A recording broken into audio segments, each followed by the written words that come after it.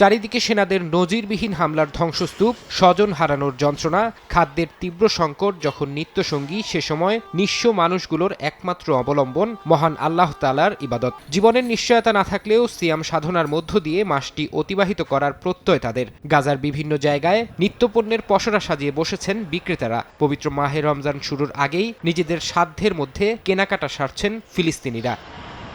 বিশ্বের সবচেয়ে বড় মুসলিম দেশ ইন্দোনেশিয়া। পবিত্র মাহে রমজান সামনে রেখে দেশটিতে চলছে নানা প্রস্তুতি। রোজার মাসে প্রয়োজনীয় জিনিসপত্রের পসরা সাজিয়ে বসেছেন ব্যবসায়ীরা। সিয়াম সাধনার মাস শুরুর আগে কেনাকাটায় ব্যস্ত সাধারণ মানুষ। জাকার্তার কাঁচা বাজারগুলোতে ভিড় থাকলেও ক্রেতাদের ব্যাগে পণ্য উঠছে কম। মুদ্রাস্ফীতির চাপে মাংসের দোকানে বিক্রি নেমেছে অর্ধেকে। বিক্রেতাদের অভিযোগ, সরকারের ফ্রি মিল প্রোগ্রামের মতো উদ্যোগগুলোর কারণে বাজারে সরবরাহ কমছে, যার সরাসরি প্রভাব পড়েছে বেচাকেনায়। আমরা আগে দিনে 100 কেজি পর্যন্ত বিক্রি করতাম, কিন্তু এখন বড়জোর 50 কেজি বিক্রি হচ্ছে। এটা অনেক বড় একটা ধস। মানুষের ক্রয় ক্ষমতা কমে গেছে, জিনিসের দামও চড়া, তাই সেই কারণেই ক্রেতা কমে গেছে।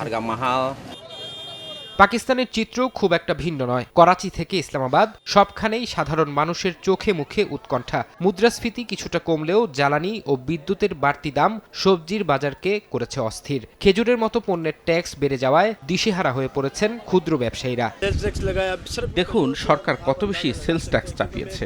আমি যেহেতু খেজুর ব্যবসায়ী, তাই খেজুরের কথা দিয়েই আপনি আন্দাজ করতে পারবেন। আগে প্রতি কন্টেনারে আমি 1 লাখ বা 1,30,000 রুপি দিতাম, আর এখন দেখুন কি অবস্থা। সেই এক কন্টেনারের ট্যাক্সি 8 লাখ রুপি গিয়ে ঠেকেছে।